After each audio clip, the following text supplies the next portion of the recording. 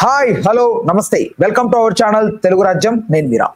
జమిలీ ఎన్నికలు అసలు జరుగుతాయా లేదా, అందరిలో అయితే క్వశ్చన్ మార్క్ ఉంది. అసలు బిల్లు పాస్ అవుతుందా లేదా అని కూడా చాలా మంది మొదలుపడుతున్నారు. అయితే దీనికి జ్యోతిష శాస్త్రం ఏం చెప్తోంది అనే దానికి సంబంధించి కశ్యప్ గారు మనతో లైన్ లో ఉన్నారు చెప్పడానికి. సార్ నమస్తే. నమస్తే నమస్తే. యా యా యా జరుగుతాయా ఏంటి, అసలు బిల్లు పాస్ అవుతుందంటారా? ఈ జమిలీ ఎన్నికలు గత 10 సంవత్సరాల నుంచి దీని మీద ఎక్సర్సైజ్ జరుగుతూ ఉన్నది. దేశంలో మన భారతదేశం ప్రజాస్వామ్య దేశం కనుక ప్రతి చోట ఏదోసారి ఎలక్షన్స్ వస్తూనే ఉంటాయి. పార్లమెంట్ కానీ, అసెంబ్లీలకు కానీ, స్థానిక సంస్థలకు కానీ, ప్రజాస్వామ్య ప్రక్రియలో ప్రతి సంవత్సరం ఎక్కడో చోట ఎలక్షన్స్ జరుగుతూనే ఉంటాయి. దీనివల్ల చాలా శ్రమలు, ఖర్చుతో కూడిన వ్యవహారం. అందుకోసం ఏం చేశారంటే పార్లమెంటుకు, అసెంబ్లీకి ఒకేసారి ఎన్నికలు నిర్వహిస్తే ఖర్చు తగ్గించవచ్చు, పైగా అందరికీ వ్యయ ప్రయాసాలు కూడా తగ్గుతాయనే ఉద్దేశంతో ఇది ఒక మంచి ప్రణాళికగా తీసుకుని వచ్చారు.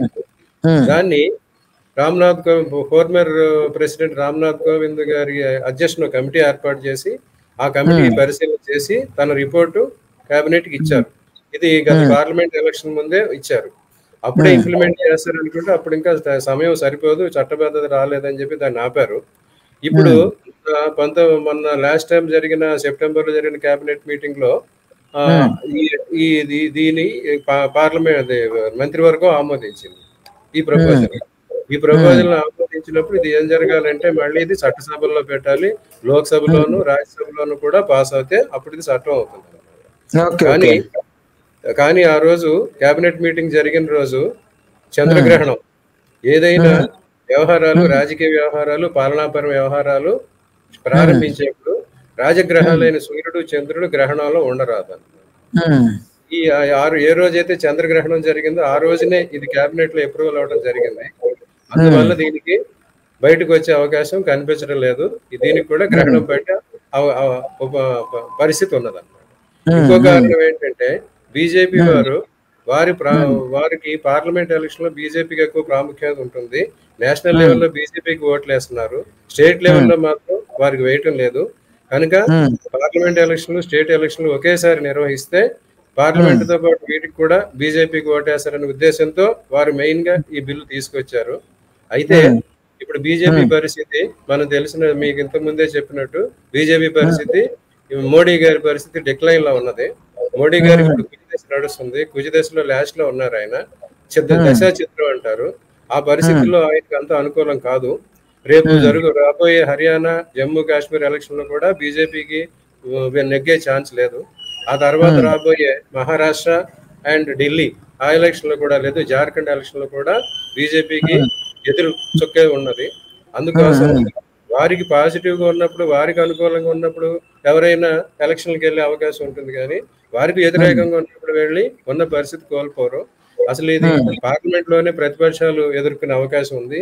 ఇది రెండు గ్రహణాల మధ్య ఈ ప్రపోజల్ వచ్చింది కనుక దీనికి కూడా గ్రహణం పెట్టి ఇది సెలెక్ట్ కమిటీకి వెళ్ళటం కానీ, లేకపోతే ఇంప్లిమెంట్ కాకపోవడం కానీ, లేకపోతే న్యాయపరమైన చిక్కులు కానీ, లేకుంటే ప్రజాందోళన కూడా జరిగే అవకాశం ఉంది. అందుచేత ఈ జమిలీ ఎలక్షన్ జరగడానికి ఆస్కారం గ్రహగతుల ప్రకారం కనిపించడం లేదు. Okay okay okay okay so మొత్తానికి అయితే బిల్ అయితే పాస్ అవుతుందా సార్? ఒకటే బిల్లు పాస్ అవడం కూడా కష్టమే. అదే చెప్తున్నా, పార్లమెంట్ లో బిల్లు పాస్ అవడం కష్టం. బిల్లు పాస్ అవడానికి పెట్టినా ఆందోళనలు జరుగుతాయి. ఆల్రెడీ ప్రతిపక్షాలు దీనికి మేము వ్యతిరేకం అన్నారు. దీని ప్రకారం ఏంటంటే 3 ఏళ్లు కంప్లీట్ అయిన అసెంబ్లీలకి పార్లమెంట్ తో పాటు ఎలక్షన్లు జరపడానికి దీన్ని చేశారు. లేదా 5 ఏళ్లు కంప్లీట్ అయిన వాళ్ళు ఎక్స్టెండ్ చేయడానికి చేశారు. కానీ ఇవన్నీ అనుకూలంగా లేవు.